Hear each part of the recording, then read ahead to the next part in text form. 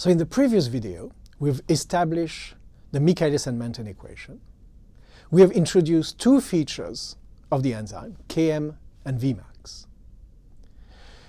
When we draw the hyperbolic curve that corresponds to the plot of V0 as a function of the concentration of S, we can see that we can estimate Vmax and Km from this curve.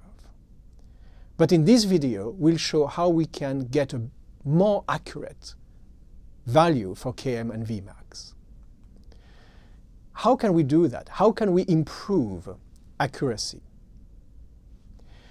It will be more accurate if we could determine Km and Vmax from a straight line. So can we linearize the Michaelis and Menten equation?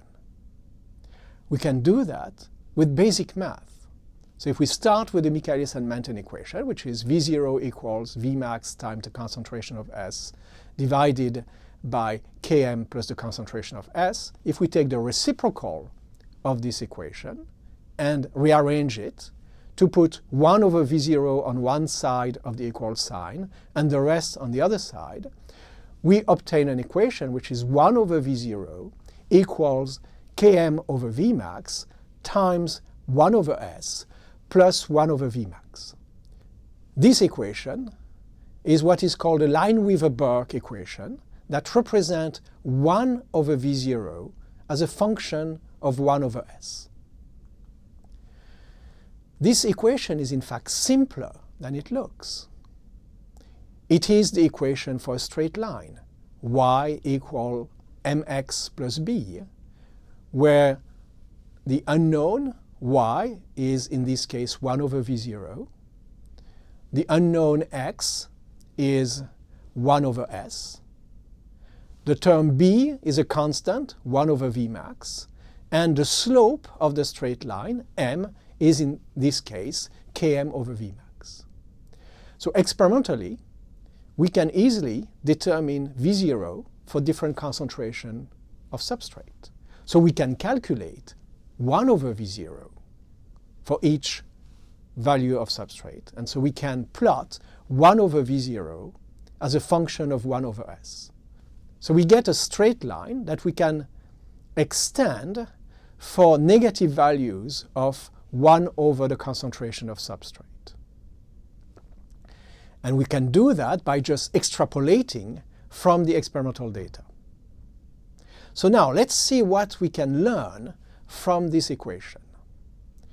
First, look at the intercept between the straight line and the vertical axis.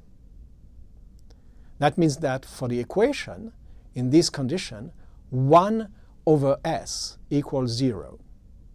And the equation becomes 1 over V0 equals 1 over Vmax.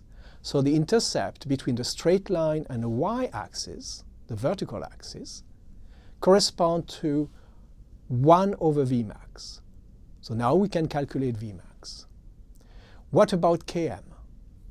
Well, if we look at the intercept between the straight line and the horizontal axis, at that point we have 1 over V0 that equals 0. In which case, by rearranging the Lineweaver-Burke equation, we get 1 over S equals minus 1 over Km. So the intercept between the straight line and the horizontal axis will give us minus 1 over Km, and therefore we can calculate Km. Now we can do a side-by-side comparison between the Lineweaver-Burke plot and the Michaelis and Menten plot.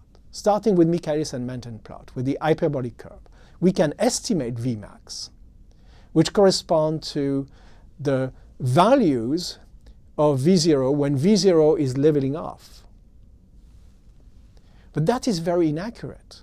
And if we have an inaccurate measure of Vmax, then we will get an inaccurate measure of Km, because you remember that Km is determined as the concentration of substrate for which we have a velocity which is half of Vmax. Now if we look at the Lineweaver-Burke plot, as long as we have a fair number of experimental points, and we have a very well-defined straight line, it's very easy to graphically determine the intercept with the y and the x-axis, with the vertical and the horizontal axis. And therefore, it's very easy to calculate accurate values of Vmax and Km. So in this video, we have seen how we can determine with great accuracy Km and Vmax.